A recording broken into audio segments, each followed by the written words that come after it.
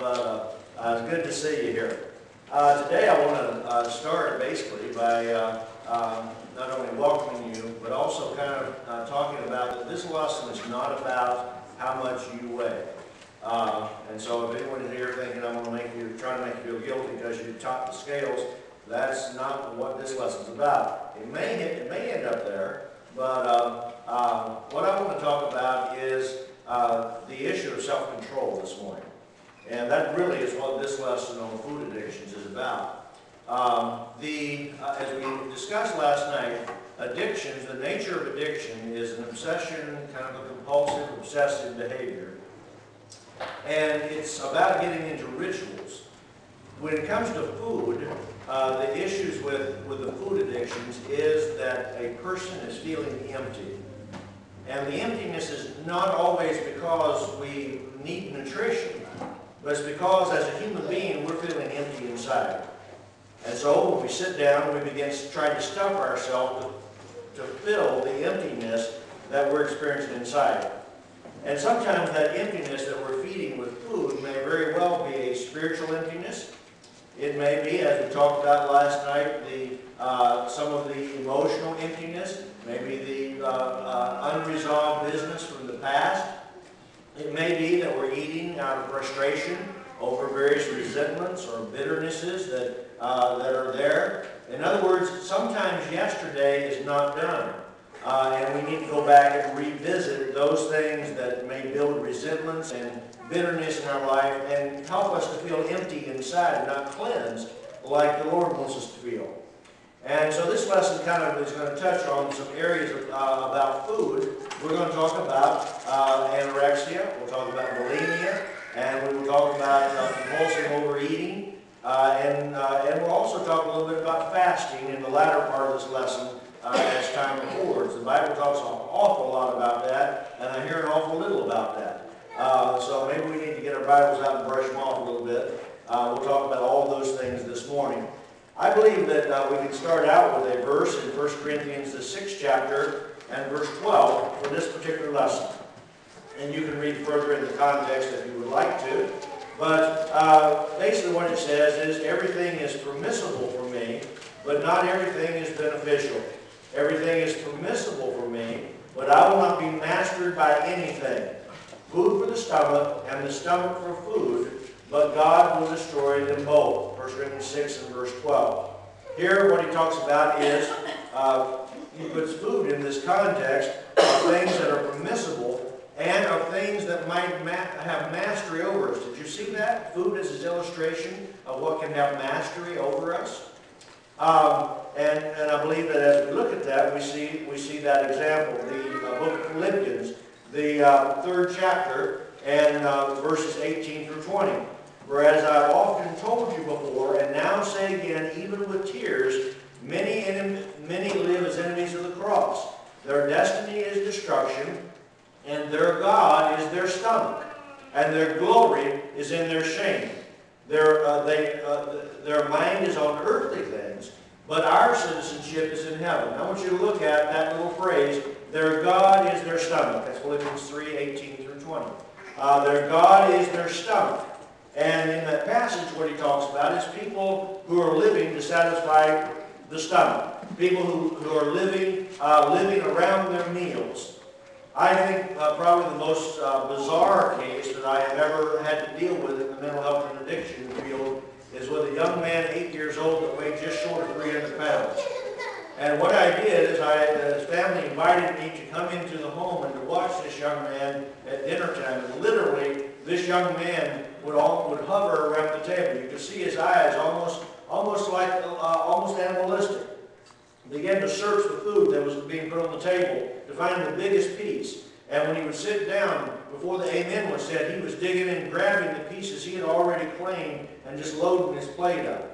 And as they invited me in, I went into that home because I wanted to see what they were seeing at home. And truly, this young man was obsessed with the concept of food. But what I also noted in talking with him is that he didn't have anything else to fill his time. That his whole life was built around food. The family gathered. They sat in the kitchen all the time. They munched while they watched the TV, the little TV on the counter. Their whole life was built around the kitchen. And so in working with him, what we try to do is there's times that we're in the kitchen, and there's times we need to be in the living room, and there's times we need to be out mowing the grass, and there's times, in this case, we need to be out feeding the chickens, and some of the other animals they had out there where they lived. But indeed, that was a very sad case of a young man who I believe, as I look at that, was being trained that his God was his stomach. That's what he lived for. That's what he thought about. You could almost see him salivate like Pavlov's dog as he would come anywhere near the food. His family inadvertently had trained him to be obsessed with food, and they had rewarded him with food through all of his younger years. But I want you to look at that this passage teaches us that our God can be our stomach. And notice that's God with a little g. But people can live in such a way that they are just out to satisfy the physical appetite to have their stomachs full. The question that I would also ask is, how do we learn to eat? Sometimes the patterns that we teach in our early family life are patterns that can be very destructive later on. And I want to suggest that in your family that you may want to look at what are we teaching our kids to do? What are we teaching our family to do? And do we eat because we're hungry, or do we eat because it's time to eat? Do we in fact teach our kids to become gluttons, or teach our families to become gluttons? Now, I know I grew up in a day and time where what you put on your plate you better eat. And what a lot of times we weren't told is, you can go back for seconds, so don't put so much on the first time. And I understand the concepts of being wasteful about food and all, but I do believe that maybe as young families are talking with their children, that maybe portion control might be a better approach than just slam everything on your plate and then your eyes are bigger than your stomach, but you're going to sit there till you eat it all. And what we can teach is we can teach our families to overeat. We can also teach that food is a reward. And in some cases, food is the only reward in a family. So little kid does something good, we hand them a cookie. Or they get to go in a candy jar, or whatever. We may be teaching some behaviors that later on are very unhealthy, and maybe unhealthy right there. Not everything needs an oral reward. That is, that we develop the oral habit of we've got to taste something, and that's our prize for being good. There are some logical and natural consequences to being good, and not everything even has to be rewarded. By logical and natural consequences, we need to think of other kinds of rewards that are not just physical appetite kinds of rewards. As we said last night in closing, some of the times people eat or indulge too much is when they're sleep deprived. You take a person who is sitting up, they're way past the time that their body's saying it's time to go to sleep, and what we can find a lot of times is that the individuals will get out the Doritos, or just out of pure boredom, they will begin to eat. In one company that I was in, I was commuting, and they had this incentive plan that if you get below a certain weight, you had to pay less insurance premium. So I was really kind of dogging it, trying to lose some weight so I could get the lower insurance premium. And I got almost there, and the company nurse told me, she said, well, Art, something I've observed is that those who commute tend to really struggle with their weight. And what she was really saying is that the boredom of driving the miles and getting a little groggy or inattentive when you're driving, so we stop and we get us a soda pop, or we stop and we get us a bag of Cheetos or a candy bar, or whatever it is, the junk food stuff, and we begin to use that basically when we need to slow down and say, my body's telling me it's time to do something, it's time to go to sleep. We have the unique ability in this country to kill ourselves and not know we're dying. And so as children of God, what we have to look at is, has my God become my stomach? Am I one of those that falls into the category of the gluttons or of the slow bellies? As Paul talked about the Cretians, that the Cretians are all slow bellies, even as one of their own prophets said. And a slow belly is the concept of people that are just out here, just sitting around almost groggy from eating too much. Okay, just can't quite stay attentive because they eat too much. Proverbs 23, 1 through 3, when you sit to dine with a ruler, know well what is before you, and put a knife to your throat if you're given to gluttony. Do not crave his delicacies, for that food is deceptive. And what he's talking about here is someone that's going to try to buy you with a meal that will feed you, and then you'll feel obligated to cut the deal the way I want to cut. But Proverbs 23, 1 through 3 talks there about not being deceived by someone trying to entice you with a meal. And in Proverbs 23 and verse 21, listen, my son, and be wise, and keep your heart on the right path. Do not join those who drink too much wine, or who gorge themselves on meat. For drunkards and gluttons become poor, and drowsiness clothes them in rags. Now that passage connects gluttony and drunkenness together. That's Proverbs 23:21. Drunkenness and gluttony go together. And both of those in this passage are condemned as things that will bring you to poverty. In other words, if we're overeaters, and look at this, the drowsiness clothes them in rags denotes the idea that when we overeat, that we slow our body systems down. And when our body systems slow down, we accumulate more fat, more fat content to our bodies. And this passage denotes that, that our metabolism slows down and cause that drowsiness in this particular passage. Not only that, but some foods can be poison to our system. For instance, we take a person who overeats, or a person who has diabetes, whether you're overweight or underweight, but a person who has diabetes, there's certain things that would be sinful for some people to eat, and would be okay for other people to eat. If a person is diabetic, and they're eating stuff that's going to throw them into a diabetic coma, then that certainly is a problem of self-control. That we need to take care of ourselves and not render ourselves virtually useless or take ourselves out of the picture when it comes to our family, because we can't control our appetite, our food intake. So several passages talk about this, and talk about how it leads to poverty and to rags. And we see the attitude of the Epicureans in the New Testament in the book of Isaiah 22, verse 13.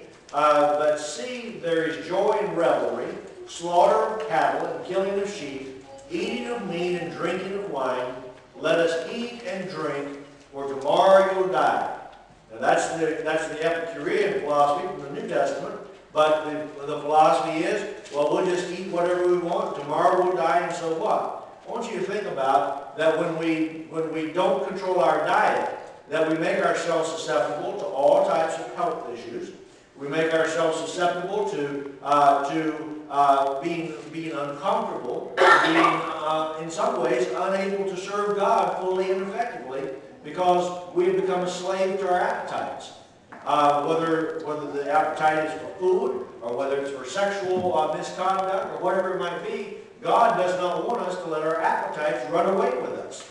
Paul talked about how to control his appetite.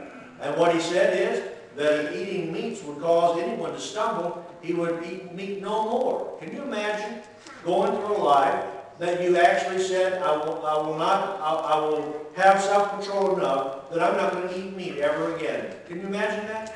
That's self-control when it comes to what we eat.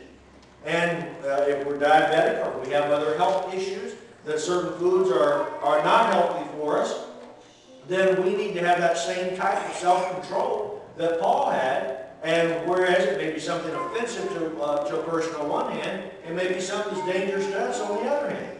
And so we need to be able to say no. In Romans 13 and verse 3, let us behave decently as in the daytime, not in orgy and drunkenness, not in sexual immorality and debauchery, not in dissension and jealousy, but clothe yourself with the Lord Jesus Christ, and do not think about how to gratify the desires of the flesh. That passage, while he denotes several things in the context that do not talk about food specifically, the principle there is that we need to make our plans on how do we glorify God. Do you remember the passage we looked at last night about how we are not our own, for we're bought with a price, and we're to glorify God in our body and our spirit, which are His? Our bodies do belong to the Lord too. And the question is that we would ask is, how is God glorified by my body and by the way that I present myself as a living sacrifice? By the way, sacrifice is an operative word there. Sacrifice may mean push back to the table. But how do we glorify God in our bodies, which are His?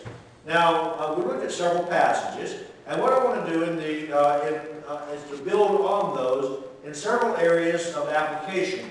So some of this, as I may not feel real Bible versy, but I'm building on these other Bible verses here with some detail. I want to suggest to you that as we grow up, sometimes we grow up with real distorted images. Children love to name call, at least they did when I was a child, and call you fatty, or call you if we think of thighs, sometimes a person thinks thunder thighs, and just nasty names that sometimes are real encoded into our head. I talked with one young lady who was very overweight, and she said, "I'm really struggling with this," and she says, I'm not what I want to be. My appetite has just gone wild on me."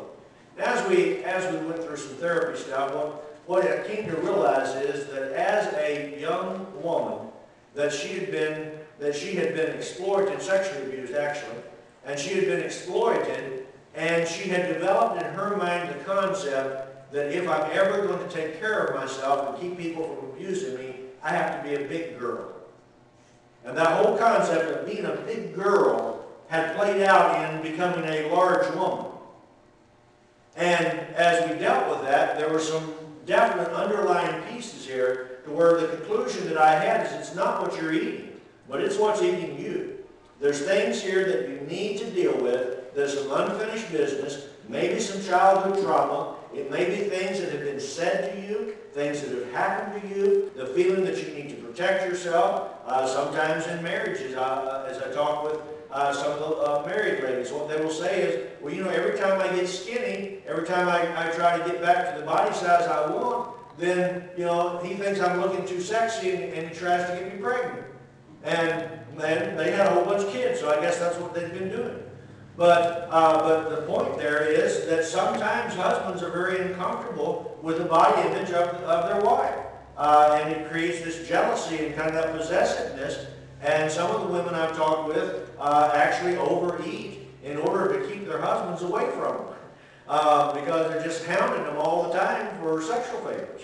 And so they overeat. But that may or may not be the case with anyone here today, but those are some cases I've dealt with. I guess the point that I'm trying to make here is that there may be a variety of reasons why people overeat.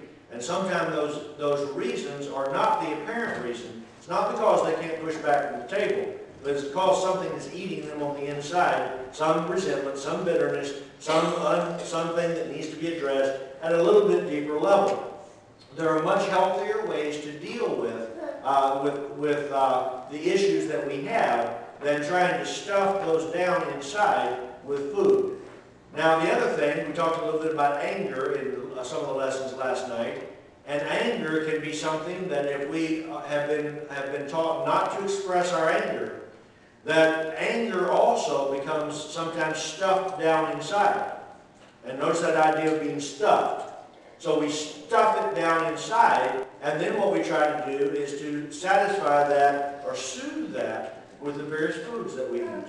Sometimes we're in life situations that are horrible, unexpected, and in many cases unwelcome.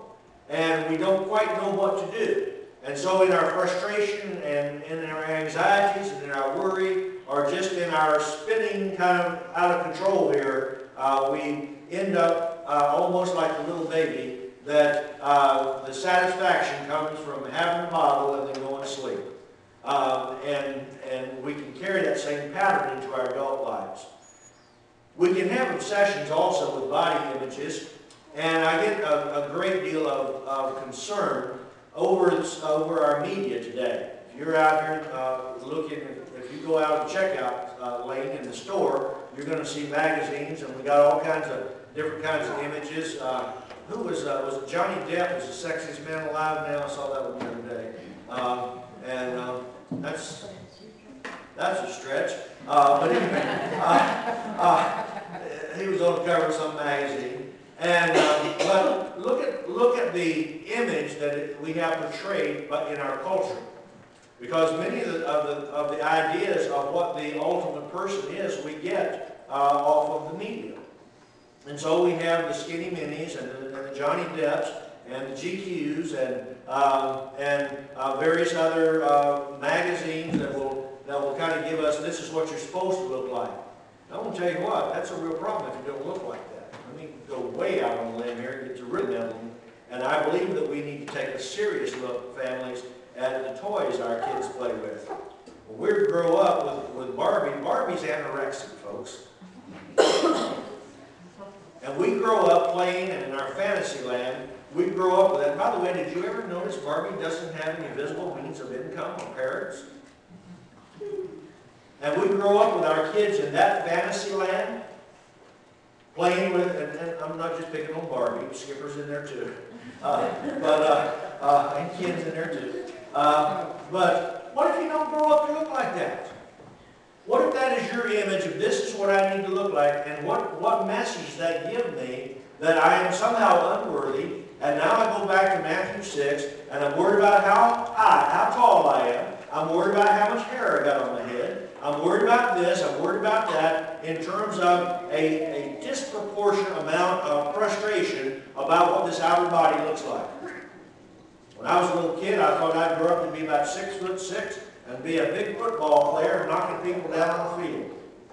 And I really thought that would happen. And then I stopped growing at about 5'9" and realized that was never going to happen. And somehow I had to readjust myself in those years, trying to figure out, well, how do I deal with this? This isn't quite a fair deal. Do you know anybody that's really happy with the way they look? Do you? I see sometimes some people who just, they're the knockout people. And I talk with them, and they say, well, I go 1 ear lower than you. It's like, well, I never noticed that. You're a knockout. I never noticed one ear's lower than the other. Well, this nostril's flared more than the other. It's like, do you have a life? You just like stand and look in the mirror? It's like, what's going on?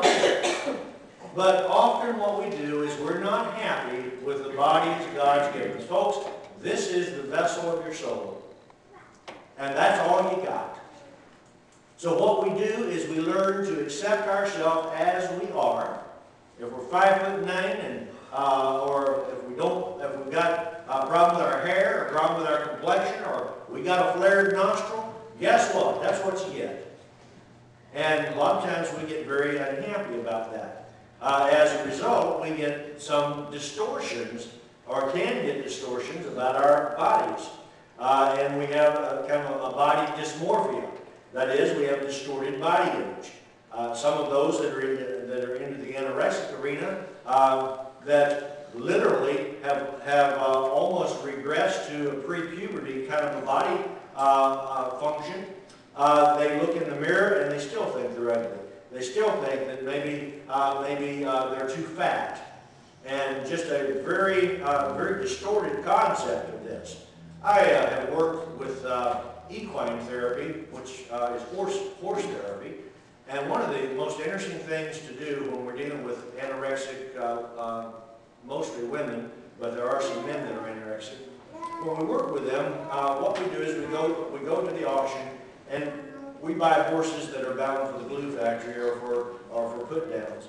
And we buy those, and each of these people in this group is bought a horse, and their job over the course of the next several months while we're doing our therapy with them is to bring that horse back to health. And it doesn't take a very smart person to realize that this isn't about the horse. Because what I hear from them is, how could anybody do this to this animal? Oh, look, he's so sad. Looking in this horse's eyes, and he looks so sad, and you can't ride these horses because they're so messed up. But little by little, the folks in these groups bring those horses back to health, and an amazing thing happens. Because what they're doing for the horse, they also begin doing for themselves. And they come back to health along with those animals. And, you know, it's not a New Testament miracle, but in a broad sense, it's like a miracle to behold. Because what we see is people beginning to take care of themselves and to be aware of what happens when we don't take care of our bodies and our souls, which are the Lord's. Sometimes in growing up, as we talked about, we have the idea of the media telling us that something's not right. Did you ever wonder if it's okay to be human?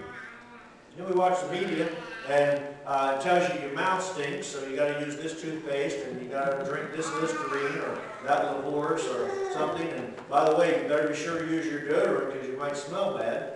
And you know, by the time the person's done, we got so much stuff on that I'm wondering if it's okay just to be normal. You ever notice that?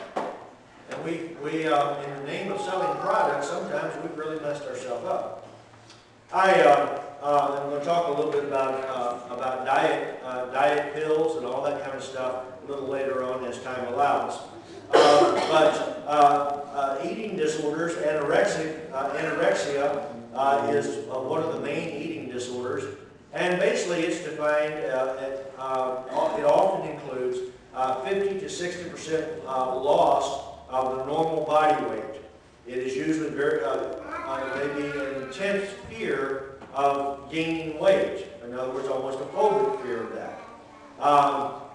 Distorted image of a person's height, weight, size, shape.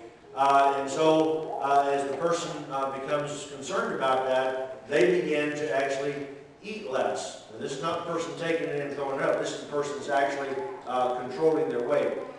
Now here's what I have identified in working with some of these individuals. And that is that often what's happened is they've run out of any other thing they can control in their life. That the last thing, the last bastion of control in their life is their food, their weight. And so they attempt to control. Often we have over-controlling people in their lives, whether it's in the form of parents or in the form of husbands or mates, or whatever the case may be. The feeling that I have nothing left to control, so I will try to control eating, and basically by starving myself to death, or by not eating, refusing to eat in front of others, claiming to be self-conscious. Sometimes the compulsive exercising that goes with this. The person may eat but still be afraid that they are not proportionate. Those that are into some of the dance troupes and many of those that are into athletic kinds of stuff are very concerned, and they'll get caught up in this thing. We've got to be a certain body weight in order to be able to be in a particular class or category or whatever, and so they begin to try to control. Ultimately, when a person's anorexic, what happens with their body is the non-essential parts of their body begin to disappear, because the body is actually going into its own crisis to protect the vital organs. Without the vital organs, you can't live. And so as people become anorexic, what we begin noticing is we see the sexual characteristics begin to fade away. A woman who has passed puberty, her monthly cycle gets interrupted, if not stopped altogether. Breast size is almost reduced to nothing, if not nothing. We see almost a return to a pre-puberty state in terms of body image. Also, hair is not essential. So what we see is thinning to the hair. You don't have to have hair in order to live, but you do have to have vital organs. And so the body's taking what little energy it can and begins to implode by taking care of the brain, the lungs, the heart, and the excretory system. And other parts of the body almost become non-essential. What we begin seeing is issues with teeth. You'll see dry skin that is covered with very fine hair, maybe a yellowish look because the skin is not getting its oxygen from the nutrients. They're trying to protect the vital organ. Sometimes you will see ritualistic eating, such as just moving the food around on the plate, or sometimes what you will see is the person maybe chewing and then taking out what they've chewed and discarding it in a napkin or whatever. That would be a person that would have a serious problem with anorexia. There are people who die from anorexia. The body finally is starved to death and the person dies. At best, there may be some pretty permanent damage that is done to the body because of that. Stomach, the person may think that they're getting fatter even though they're eating less, not because they're getting fatter, but because the stomach is distressed and is beginning to bloat. And that can give the impression that I'm eating too much, so I'm getting fat, so they eat less and less in response to a bloated stomach. That it's not really about being full of food, it's about preparing to die. And so the body is starting to shut down. Those are very serious problems. And I want to suggest to you that many of the times that's driven by this desire to look a certain way or have a certain image or fit into a certain size clothes. The emphasis is on the external with this. So very serious issue. If you know anybody's having problems like that, then that may well be beyond the average person's ability to cope with very well. If they're not starting back to eat, and by the way, when they start, the body's going to go into some shock. So you need to gradually pick up the appetite, just like you gradually reduced it, or you throw the body back into shock in another way. And those are doctors and nurses can talk with you a little bit more about that. The treatment end of it, I can vouch on that. The other disorder with eating is a disorder called bulimia. This is the person who binges and then purges. And that has its own effect too. Bulimia is more common than anorexia. It usually begins in early adolescence. By the way, did you realize that the average young person, begins to diet for the first time at between ages 7 and 9? You heard me right. We get this body image dysmorphia very early in life, and we have to look a certain way to be accepted. And so it may be skipping lunches at school that mom and dad may not even know about. It may be being very selective with the kinds of things that we eat in front of our friends or whatever. But if we have been taught some poor eating habits, we might be getting into bulimia, and then we soon learn that there are certain things that you can purchase, some of those over the counter, or some of those you can mix up, and what they'll do is they'll help you to barf within 20 minutes of the time that you take these things. Many of those chemicals were made to help people who, maybe your kids ingested something that is bad and need to throw up. But what's happened is the people that are into the bulimia end of it realize, well, wait a minute, I can eat all I want, and before it has time to digest, I'll take this Epicap or whatever it might be, and then I'll be able to puke, and that way I've had the taste of food, but I don't have the weight gain that comes from it. Now, there are some serious consequences there. The binging, by the way, usually includes 2 times a week for about 6 months. Persons who are bulimic usually consume between 5,000 and 15,000 calories per day. Okay? That's a compulsive overeating problem.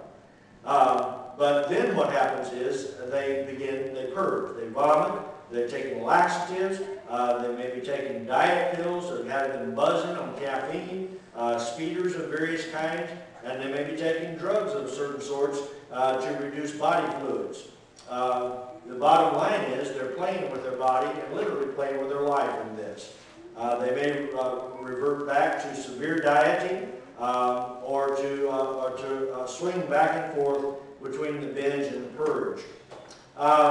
There are many things we can say about this, but what I want to hopefully that you would see is these kind of things are very detrimental to our body systems. Thus, unhealthy ways to approach life. And they result in dry mouth. As a person is throwing up all the time, the acids from the stomach begin to eat at the teeth. We see a return of pimples and rashes and problems in the joints throughout the body and just a number of other things. You may also watch for persons in your family, if you have family members that get into this, might also watch for frequent trips to the bathroom, especially after a meal. We finish meal, push the chair back, and go and run to the bathroom, when actually what's happening is they're purging rather than let that food digest. The third category is compulsive overeating. So we have anorexic bulimia, and then we have compulsive overeating. This, as we said earlier, is about about striving to fill the emptiness that the person feels inside. I just feel empty. My life doesn't feel fulfilled. And we take that fulfilled and we make it feel full. And so what I do is I fill myself full with kind of almost like the placebo. The placebo is the food. And in doing, we can create other things in this vicious cycle. So often what we have is a person with dysthymia or major depression. Dysthymia, I see a lot among our brethren, but I think it's undiagnosed in most. Dysthymia is a generalized sadness. It's the inability to be happy in life. It's just, we're able to function day to day, but we're just not happy. Can't quite put our finger on it. Sometimes it's very long term, goes back a very long way in our life. That we don't feel joyful. We don't feel excitement about life. It's just like life is a drudgery. But I make it through the day and I do the things I need to do. I jump through all the hoops. But dysthymia disorder, that's one of the mood disorders. And I think a lot of our brethren experience that when we really don't have to. We'll talk more about that tomorrow. But the consequences of compulsive overeating and the depression then gives way to the guilt, because now I feel guilty. It's like, why did I sit there and eat that whole bag? Why, man, I went to have an ice cream cone and ate a whole carton. Why did I do that? And by the way, now that I got my gastric juices floating, well, guess what? There's another carton there in the refrigerator or in the freezer. And so talk ourselves into go to have one piece of pizza and we eat the whole thing. And it's like, why is that? That's about not having the proper throttles, because we're not listening to our body and hunger. There's something else driving that overeating. Something else driving it. It's not about being hungry physically for the food. It's about being hungry for something else. And that's where we have to get down and do some serious work. So we may have the depression gives way to guilt, and then the guilt gives way to shame, because someone will walk up to you and say, "Oh, you're a little late there, aren't you?" You ever notice folks haven't seen each other in a long time? But sometimes that's what they'll say. Now, I didn't say that to any of you, so don't say that to me. 20 years to do something to help us. But we begin noticing that, and then we start feeling a little guilty about that, or we're running around sucking our stomachs in. By the way, do you realize what happens when we suck in or when we tighten our system up with stress? Do you ever put a crimp in a water hose? Do you ever notice that the water doesn't come out too good on the other end when the hose is crimped? When we crimp up our system, we block our systems, whether it be with food or with stress and anxiety. When we do that, what effectively we're doing is we are shutting down the body's ability to recreate itself and to replenish itself and to heal itself. God made our bodies fearfully and wonderfully. They are their own healing machines. And when we optimize the opportunity for our bodies to do what God's given them to do, they will do just exactly that. Many of you don't know this, but about 11 years ago, I had stage 4 cancer. And during that time, I had to learn that lesson from one of those rubbing doctors. And she, can't even remember the name of the doctor. Anyway, but what she did basically is she taught me the effects of things like cranial massages that would open up my carotid arteries after my chemotherapy and all that foggy stuff that was going on. Within 20 to 30 minutes when I walked out of her office, I was able to think clearly again. And I actually didn't miss any work during that time except for the days I had my chemo. Was I foggy and groggy and not quite myself? Absolutely.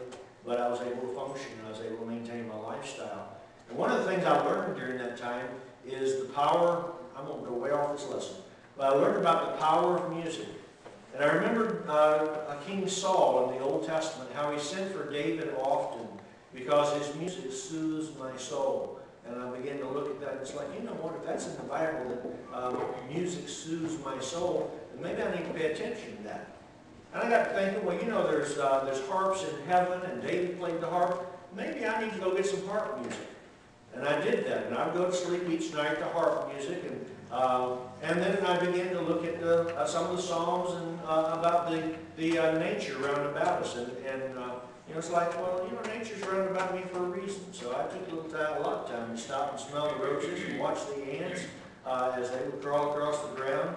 And sometimes at night I'd go to sleep to the sounds of nature, the gentle flow of the ocean, and all that. Doctors' offices, when they play that for us, we think they're kind of getting weird. But I'll tell you what I learned. I learned that as I did that, it quieted my soul, and the places where I was holding my body like a crimped water hose, those places began to release, and I began to heal.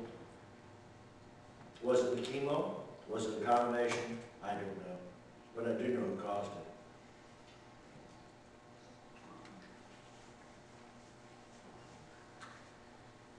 Our bodies are fearfully and wonderfully made.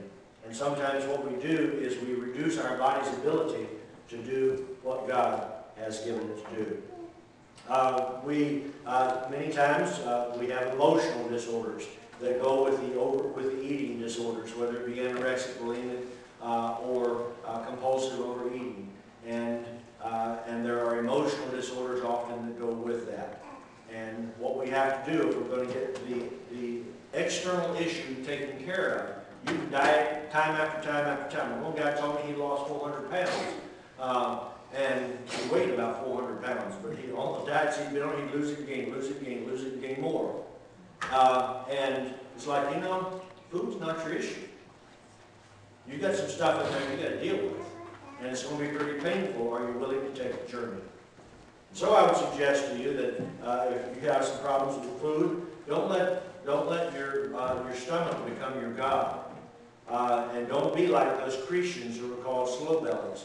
Don't be like the folks in the Proverbs that are talking about that overeat, and that the proverb writer says it'd be better if a knife were put to your throat rather than be a glutton. Remember that gluttony is not a good word in the New Testament. It's a word for people who overindulge, who don't have self-control, which, by the way, happens to be a requirement for being a Christian. So we need to exercise self-control. Now, with that, let me say this, and then I want to talk a little bit about fasting, and then just very quickly. But in terms of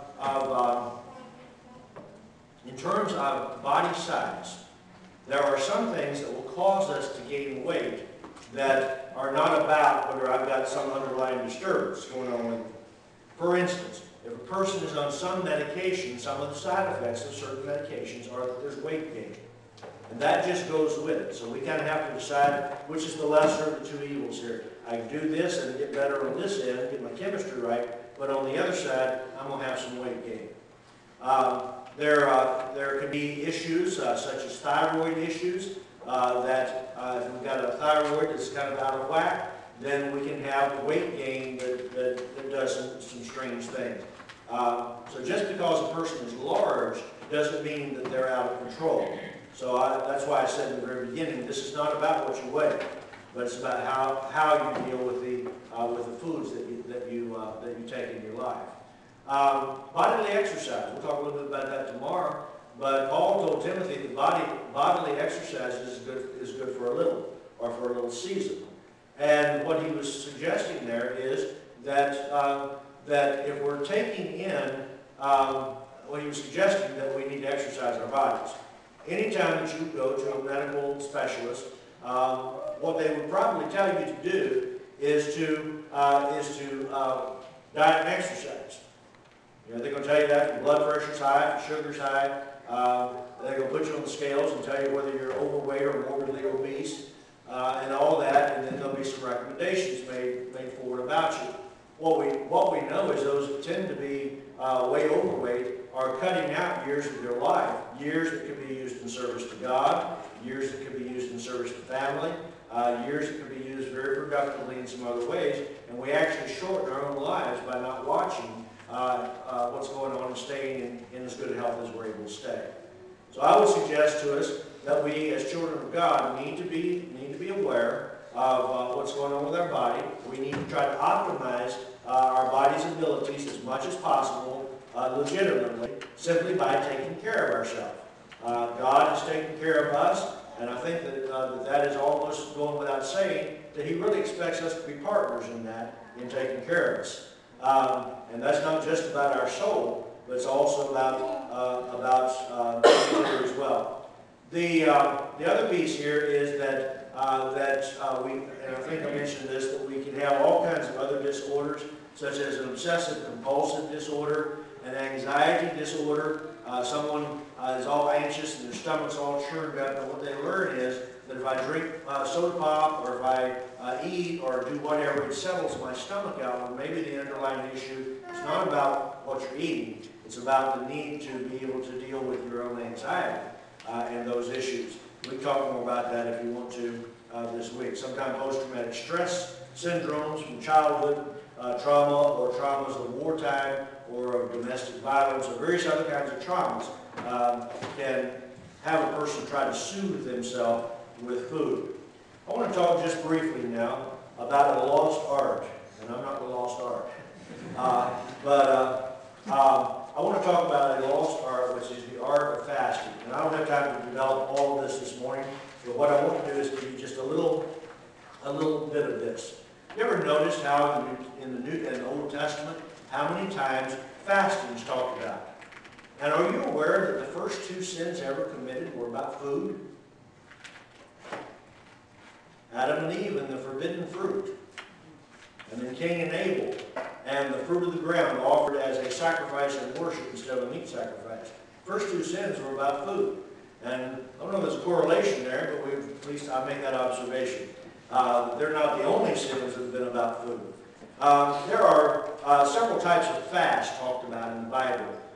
There's a call for solemn fast in several of the Old Testament prophets. And I'm going to just throw some verses at you very quickly. If you want to copy this outline, I'm sure Bill will be ready to make it for you, if you don't mind reading my scratching on the same page. Abstinence of food and of all food and water for a period of time, that would be a full fast. And this is a type of fast that was talked about in Ezra 10, verse 6, also in Esther chapter 4 and verse 16, before Esther goes before the king. In Deuteronomy 9, verse 9 through 18, there's a detailed description of how to go about fasting with this type of fast as part of the Old Testament law. No doubt that during many of these times, as with Moses, there's some supernatural things involved in that. Fast varied in length. There's also the normal fast, where a person would abstain from food, but not from water, so that they would still stay hydrated, but they would not eat the food. Luke 4, verse 2, and Matthew 4, verse 2, you would recognize that as Jesus' temptation in the wilderness. There's also then the restriction, Daniel 10, verse 2 and 3, that there's a restriction on that we only eat certain things during this period of dieting. So it's a partial diet. So we have a total diet of basically water but not food, and then we have a partial diet, which is restricting certain foods or certain beverages. Diets varied in length. Sometimes there was a diet, fasting varied in length. Sometimes it was a one-day fast, such as in Judges, the 20th chapter, and verse 26. 7 days, 1 Samuel 31:13, up to 3 weeks, Daniel 10:3, and some other verses. Then Nehemiah fasted for certain days. There was at least 2 days in there. Nehemiah 1 and verse 4. And then our Pharisee who had eye problems in the New Testament, Luke 18 and verse 2, you remember him, I fast twice in the week. And so noting that this was a practice that people who were trying to be religious were engaged in. There were public fasts. There were private fasts. There was both the regular fast, and then there was times that the individual would choose to fast. Regular fast would be such times as the Day of Atonement, when the whole nation fasted on the Day of Atonement. And they actually talks about afflicting themselves during this time of fasting. In the first century, Acts 27 and verse 9, it was regularly observed in the New Testament, there in Acts 20 and verse 9. The Jews and others had regular fasts, such as Zechariah chapter 8, verse 19. Some were voluntary, some were involuntary, some involved a loss of appetite due to some stressor thing going on, and others were because it was a commanded time to fast. Fasting was not apparently because of a lack of food. You may want to turn to 2 Corinthians 6 and 5 in your own studies, and also 2 Corinthians 11 and verse 29, that there was plenty of food, but yet they chose not to eat. They were fasting. Now, what were the situations that prompted fasting in the Bible?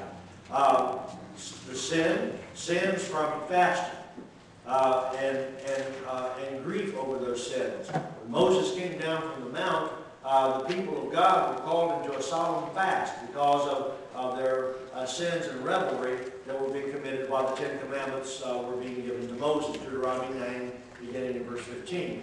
In times of bereavement, there was fasting. People just didn't eat. My guess on that is a lot of times people didn't eat because they didn't feel like eating. They were so caught up in their grief. Sometimes during critical illnesses, such as David and Bathsheba's first child. And David fasted while that child was on the deathbed. In times of imminent danger, 2 Chronicles 21 through 4. When there was ominous news that needed to be delivered, there was time of fasting. During military defeats, there was fasting and prayer. Judges 20 verse 26. During times of distressing reports, times of pestilence, national disasters, there was fasting that took place. Entire days and entire nations were involved in fasting. What I'm trying to do is overwhelm you with this information, and if I am, that's exactly what I'm trying to do, because I want you to leave with this impression. God talks about fasting, and we don't.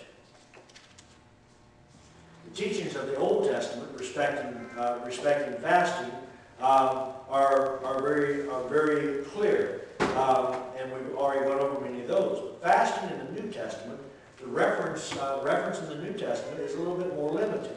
What we see is that Jesus had a practice of fasting. In Matthew 4, we find that he did that. Anna in the New Testament, remember Anna? She was waiting for the Savior to come. And in Luke 2, verse 36 and 37, she was fasting while she was waiting for this introduction to the new king of Israel, the Messiah. And then the disciples of John. Jesus was asked by some folks, well, why did the disciples of John fast? So with John the Baptist, there was, his disciples were noted for their fasting.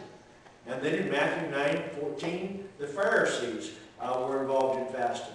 Now, into the church era, in Acts 13, 1 through 3, the church fasted and prayed as they were preparing to send folks out on the missionary journey, and also during times when they were sending out prophets and teachers on some pretty serious matters here. The church was involved in fasting and prayers.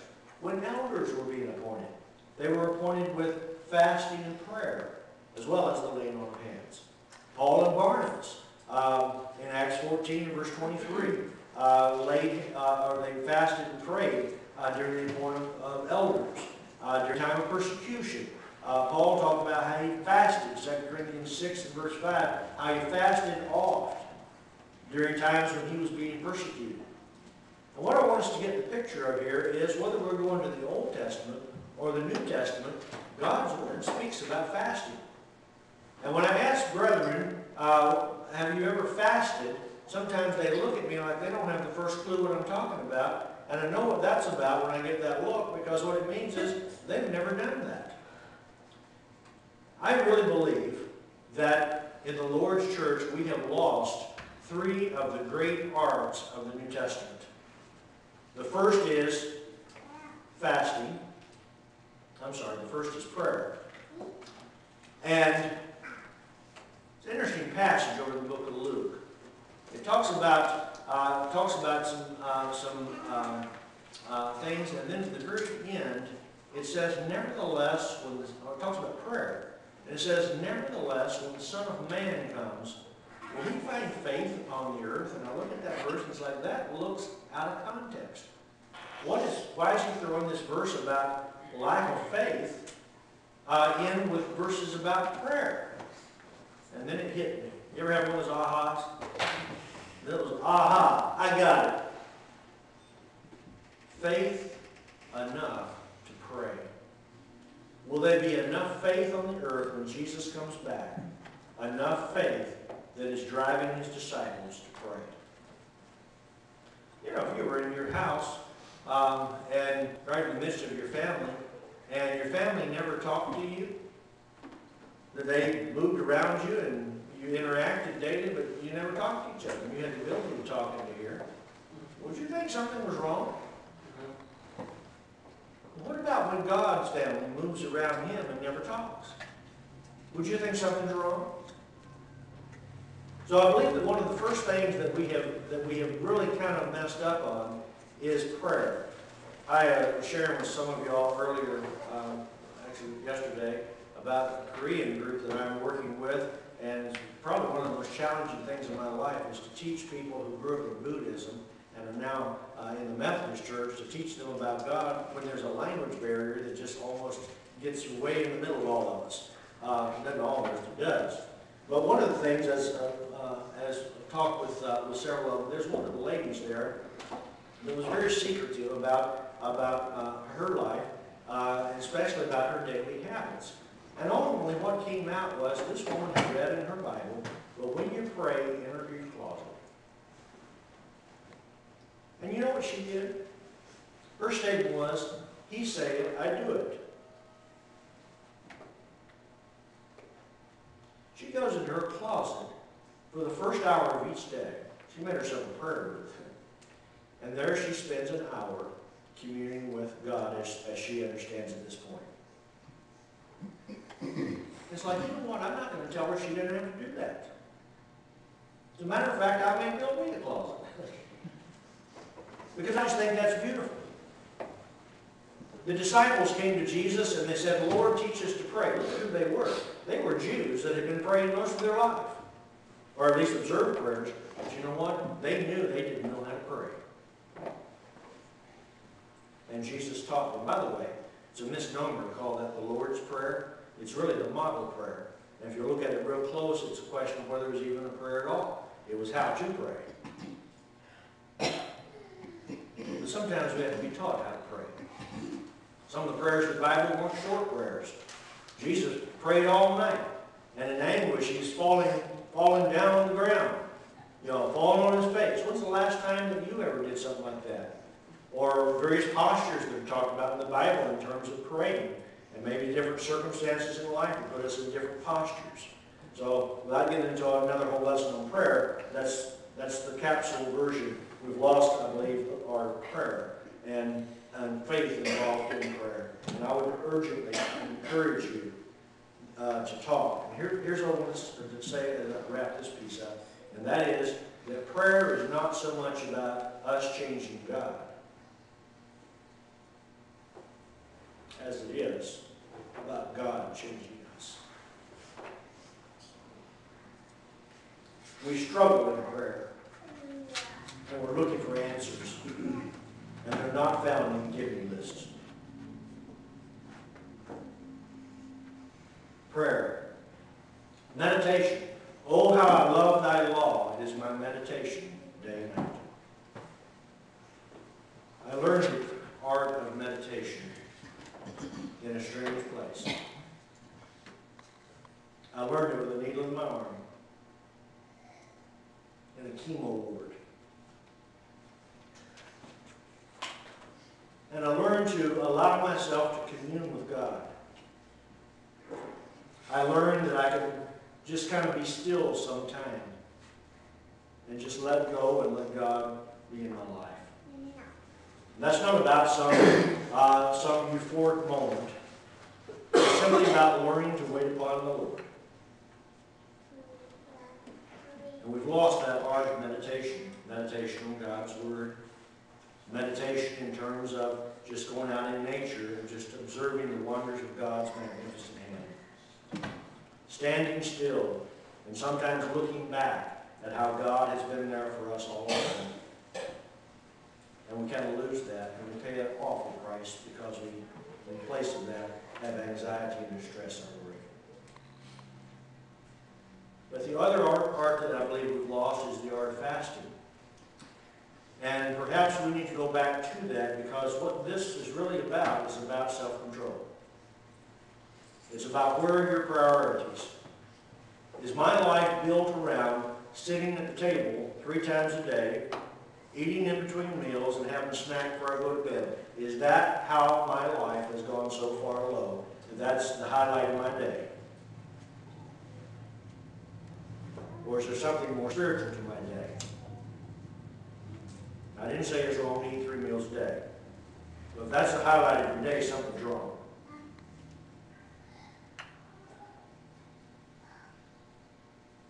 The art of meditation, prayer, and fasting. Think about it. These are some things I've had to say about eating disorders, and there's just so much more we could say. But I think probably we'll leave it at that. Suppose you went down to the car lot, and you're thinking about getting a new car, and there's this car with a ridiculously low price on it. You checked it, you looked at it, it's like, this thing's almost new. Maybe it is new. And it's got all the bells and whistles that anybody could ever want. You get in that, and man, it's just plush. And you crank up the radio, and you've got good bass and all that stuff, and you think this is just really tight. I'd say tight. I work in the hood, by the way. It's tight, man. It even got spinners on it or something. And then you talk to the salesman, so why is it so low? I said, well, this car has got everything anybody could ever want. There's just one problem. It doesn't have a steering wheel. But it's a good deal. How many of y'all buy that car and try to drive it home? I think they asked us to answer, kind of a little ridiculous here, but not even more ridiculous than the fact that many people try to go through life with all the blessings God has and they have no steering wheel. Without Jesus in your life, you have no steering wheel. And regardless of what blessings you have, you'll go in so many different directions that ultimately you'll crash. But with Jesus in your life, you have a course of direction. You see, because when we give our life to Jesus in full surrender, the decisions are made. Life becomes much easier. You know, my burdens are easy.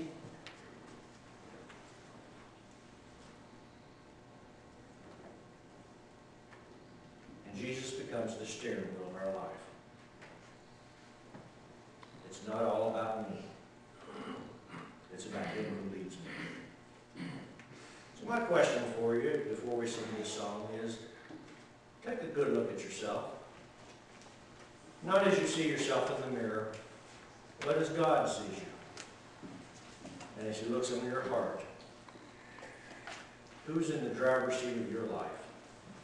And who's your steering wheel?